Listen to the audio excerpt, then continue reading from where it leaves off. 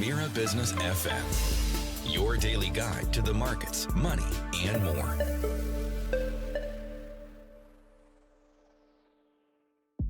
This is Mira Business FM. It's the morning drive. Time to look ahead at 2026 now and how to get off on the right financial footing in the new year. So, smart money moves for 2026, credit cards, emergency funds, maybe some banking tips if you're a resident here in the UAE. Financial expert Michele Carby is here to help. Once again, your questions are very welcome. Social media across the social media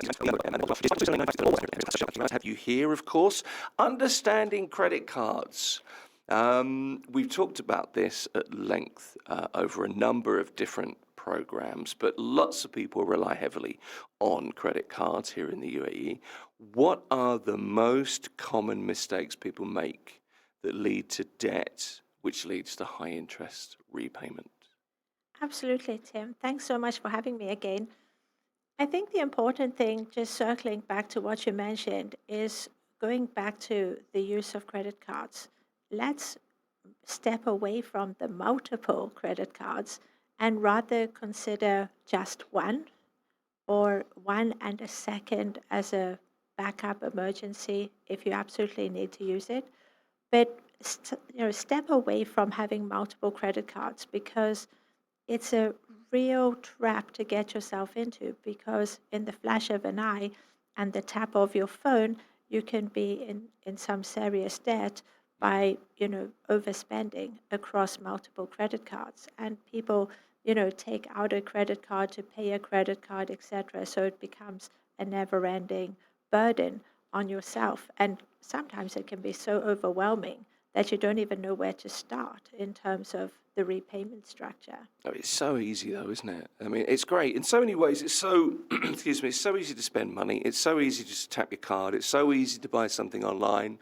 And yet you have to get to a point where what I do now is sometimes I'm just scrolling. I'm doom scrolling, thinking, I'm going to buy gifts for so-and-so.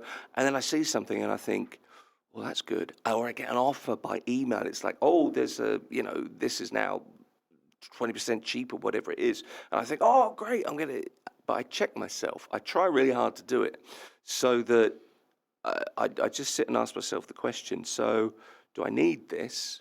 Do I want this? Do I deserve this? And can I afford this? And I ask myself those questions. And actually, it works quite well. But it took years of struggle to get to that point. But it's a good way to kind of do it, I think. Absolutely. And that is a very well thought out plan. And Thanks. well done, Yeah, Tim. that's great. I really like that. Do you absolutely need it? Yeah. And I would go add one more little consideration. Do some research on the pricing of that particular item, because the 20% discount is 20% of what or off what. And if you do, See, you're clever. I like that. Is that full price, recommended retail price? Is it up for any reason? Does it really represent a discount? absolutely, because a lot of stores will increase prices and then offer these 20% discounts, where if you had been a savvy shopper, you'd probably know that that was in line with the current market price for that particular item. And if you go online, AI does this quite well for you if you're tech savvy, and you can do a comparison across a number of websites or a number of stores in order to find out, is that a realistic price and is it the lowest price that that item has been at. So do spend some time. It might sound like a chore, but it's definitely worth it in the end to make sure that you're paying the best possible price you can. There's also a good feeling when you get a really good deal, isn't there? Of course there is. Yeah. It's a great feeling of accomplishment. I won. Of course. But Yeah. imagine how fantastic you'd feel if you've done that research and you've put in an extra hour or two before you've bought that item to know that that's the very best item and the very best price that you're going to pay for it, rather than just saying, oh, that particular store has, a one-off discount of 20% and I'm just going to go for it blindly. Rather, take a day, take 2 days, and make sure you absolutely need the item. And if you do, is at the best possible price you're going to achieve for it. I don't want you to come across as the Grinch, because you're not the Grinch, to be fair. You're just trying to point out some of the pitfalls. And I also don't want to demonize using a credit card, because, there are lots of things that you can benefit from when you use a card, if it's, something that you use sensibly and pay it back, and that's fine. So how do you get the best from your card? Because there are lots of things like cashback or different rewards or points, all these kinds of different systems that you can kind of benefit from, rather than falling into the debt trap. Absolutely. And it's really about spending wisely. You're 100% right, Tim. Spend wisely. Make sure you don't spend more than you can afford to repay on a monthly basis. So, if your spend is 5,000 dirhams in a month, make sure that you've set up a payment from your bank account as soon as your salary hits to clear that credit card. That's the ideal situation. Yeah, yeah. But that's back to the sort of pay yourself first thing, isn't it? So get your savings out of the way, get your debts out of the way, and then hopefully you've got a pool of money you can. I was going to say waste. That's the wrong word. Employ, Yes. spend, enjoy. Absolutely. But Yeah. also, like you said, pay yourself first. Make sure your expenses are taken care of. Make sure your debts are taken care of. And then whatever your disposable income is, use that. You've worked really hard to earn your salary and to earn your savings. Think carefully before you blow it sky high. If you're juggling multiple credit cards, I know we've talked about this before, but it's worth asking the question again. How do you prioritize repayments? Highest interest first, smallest balance first? Is there a way of, I don't know, mixing and matching? What do you think? I think, Tim, you need to understand a lot of people don't understand what the interest rates are on their credit cards. So find out from your bank and then prioritize the ones that have the highest interest first and get those paid down as quickly as you can. Okay. Let's talk about emergency funds a little bit, because I think this is something that often gets forgotten. And it's one of the first things that I think people in your profession kind of advise people to do, is to have that emergency fund, just in case anything happens. Life happens, doesn't it? So why is it so important? And is there a ballpark figure you should have? Is there an ideal you should have ready? From a financial planning perspective, Tim, we always talk about emergency funds, and that's really about paying yourself first to make sure that you have money to deal with unforeseen expenses or unforeseen happenings, loss of job, ill health, problems back home that you've perhaps got to step in and help family members, etc. You never know what those circumstances are going to be, but it gives you a pot of money for you to be able to step in and do something with at a moment's notice without having to think. And generally, rule of thumb, it's 3 to 6 months worth of salary. Right. Now, that does sound like a lot of money to a lot of people, and I absolutely appreciate that. But start in a regulated, disciplined way. So put an amount of money aside every month so that you can build up to this. You're not expected to do it in a day or two or 1 month or 2 months, but certainly prioritize that. Make sure that that is in place first and foremost, because if you lost your job, how are you going to pay those expenses the next month? You don't want to get into a debt trap. You want to be able to sustain yourself in order to look for a new job, or if you have ill health, the last thing you want to do is worry about how your bills are going to get paid. No, it's that rainy day money, and keep it topped up as well if you do use it. I'm with you. If you haven't started your emergency fund yet, is there I don't know, it's just work, isn't it? It's just the discipline of doing it. But how do you start building an emergency fund? You need to obviously look at your income and outgoings, Tim, and then, understand what your expenses are first and foremost.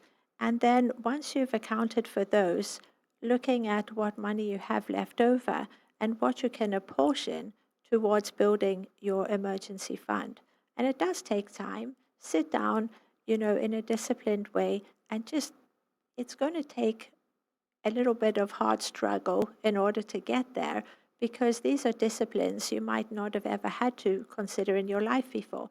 But I appreciate that. But it's certainly important to pay yourself first, as you mentioned. And it's important to make time for yourself. So just sit down, take an hour or two, and just carve out a plan for yourself. A lot of banks have budgeting tools on their websites. So if you've never done it before, or if you don't know where to start, your bank perhaps has a budgeting tool on their website, or there are a number on the internet itself, and use that as a template to just start carving out what that solution looks like for yourself. Okay. We're looking ahead at 2026 and really kind of, I don't know, examining what kinds of things you can do to get off to the right start financially. A lot of people may be looking ahead at taking out a loan, maybe a car loan, maybe a mortgage next year, who knows. What are the key things you need to check before you sign on the dotted line of a loan agreement? I love this question, Tim. We always talk to clients and we advocate this across our socials too about starting with your financial New Year resolutions. Okay. So I love the topic. And thanks so much for asking it. If you're taking on responsible debt, and that's mortgages, car loans, and personal loans, Yeah. for example, you need to understand those entail. So understand what the interest rates are, understand what the limitations are. So we spoke just a short while ago about, God forbid, you lost your job. What would the position be in that situation? And just pretend you didn't have an emergency fund. What opportunity does the bank give you, and what flexibility exists out there? And the answer is generally none. So it's important to understand that if you're taking on this type of debt, mortgage, car loan, personal loan, etc., what happens if you're unable to pay? You know, for a lot of people, you can't just run away from it. You know, that's not responsible. You can't pretend it doesn't exist. And this should be one of the first things you pay on a monthly basis. So you need to understand what you're signing up to and what those responsibilities entail. And in the worst possible scenarios, you know, if you lost your job, what happens then if you couldn't make 1 or 2 months worth of payments? You need to understand that. Go into it with your eyes wide open. Understand what the interest rates are, and understand what the opportunities for early repayment are, because there are potentially penalties to repay early. Yeah. So you need to understand what those penalties look like, and if there's an ability to overpay, then that is a great opportunity for you. For example, on a mortgage, some lenders will allow you to overpay by 10% a year on your capital balance. And if you do have surplus income, you've built up your emergency fund, it's a great opportunity to look at trying to downsize those debts as quickly as you can too. So just overpaying an additional amount on a monthly basis helps to reduce the overall interest that you're going to be charged, because you're going to reduce the balance month on month. That's a really good point, I think. I was going to ask you about, hidden costs or hidden fees in the bank's levy, particularly in lending terms. But it's about your awareness is key, isn't it? That it's really boring, really, in the fine print. I get that, and I understand that. But to ask those questions, and again, this kind of circles back to the honesty thing. It's knowing where you are, being honest with yourself, but also whoever's lending you the money, telling you that there are pitfalls here. But if you treat this responsibly, it's fine. Absolutely. And very few people read that fine print, because I think they do it on purpose. They make it micro mini in size, and also so many pages that the task of reading that is quite onerous. And generally, you don't have the time because they're holding a pen and saying, sign here. And so you feel under pressure to be able to sign, but you perhaps don't understand everything that you're signing. So you're absolutely right, Tim. Just trying to understand, even at a very high level, what everybody's responsibility in that contract is, but more importantly, what are your responsibilities and what happens if you can't pay? Yeah, yeah. No, that's a really good point, I think. It's just a very brief comment. We had this on social media from our last episode with you, and I just wanted to just put this to you, and I've forgotten about this until now. So people with an 11,000 dirham salary can't afford a financial advisor. We were talking about the cost of living in the UAE. It was a week or two ago, and somebody sent a message in about financial advisors, and I thought, you don't charge for a consultation. So I didn't really understand what that person was saying, and it made me think, well, if a financial advisor is saying to you, come and see me, and charging you a fee, then maybe that's an alarm bell that should have rung, rather than it being a criticism of financial advisors. 100%, Tim. I mean, we are a profession at the end of the day. So at some point, there is going to be a fee for professional services. But generally, the first appointments that we have with clients is generally free of charge. And this is a huge value add from our perspective, where we can add incredible value to a potential client's goals and aspirations just from the first meeting. And that meeting, for us anyway, is free of charge to everybody that we speak to. And, all the review meetings that we do for clients on a regular basis, those are also free, but built into our overall fee proposition. If you have any type of product with us, we're remunerated by the product as opposed to the client directly. Yeah, it's worth making that clear, I suppose. And if somebody's saying to you, well, every time you sit with me, I'm going to charge you X, I'd question whether you should be sitting with that person, to be honest. But it was just an interesting point that came in on social media, so hopefully that helps. A couple more questions. We've got 5 minutes or so. How can listeners or viewers of this segment right now balance using credit cards and loans with savings for an emergency fund? Because it's expensive to live here. So how do you get the balance right? It's back to the discipline again, I suppose. Yeah, you're smiling, I know.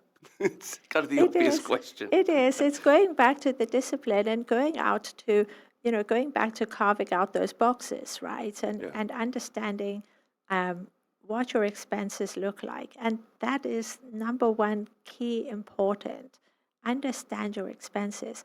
And also do a regular audit of your expenses. And that's something people lose sight on.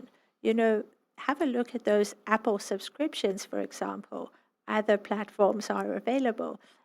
What are you paying for those subscriptions? Can sometimes you just download an app and say yes without thinking, and behind the scenes there's a charge to that. So have a look at those subscriptions, because you could be paying quite a bit over time for things that you didn't know you were paying for. And then have a look at those bank statements and make sure that recurring payments that you might have set up on your credit card, which are going off in the background, you might not be fully aware of those, or you may have forgotten about them.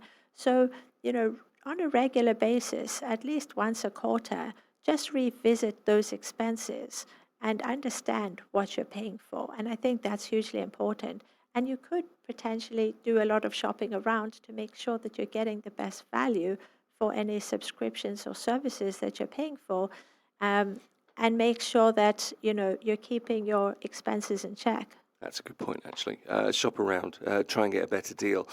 Final question for you. If you're resident in the UAE and there's one really concrete final action, final piece of the puzzle to do this month to improve credit health and financial security, what's that, do you think?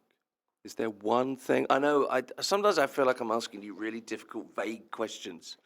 That's the job. What can I do? I know. And it makes me sound like Christmas Grinch.